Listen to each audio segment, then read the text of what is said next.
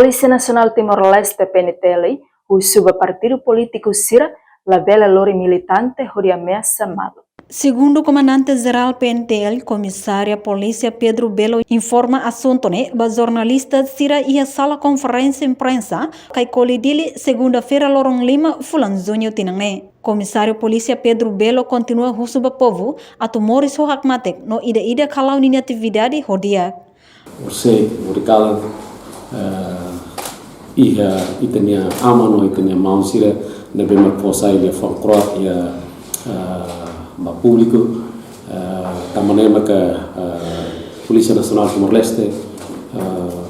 atu aviso de ba mohoto kata que kita uta tene kata que a diferença opinião nebe makamosi a organização ngai a partidos política uso para mausira amansira buka malo para tu resolve o maliri e la bel lori povo la bel lori fali militante ori ameaça malo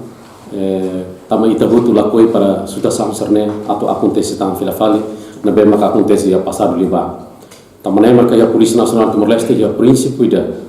kata atau aviso bem mo outro mori sakmate ida lá horinya atividade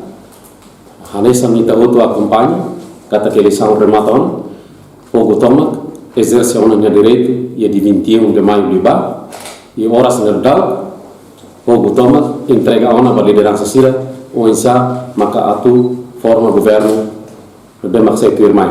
na horas nerdal ita outro se acompanha a decisão de bem maksai atu hosi tribunal a recurso. Além de Polícia Nacional Timor-Leste se la tolera oknum sira nebe homassa atumai ihadili sem conhecimento husi autoridades de segurança. A reportagem Domingas Amaral, Melania Conceição, Televisão Timor Post. Janela informação by Emma Hotu. Atu reta informação atual dia kliu kita haluha haneham botão subscribe, like, halo comentário no farretutang ba media social Hotu.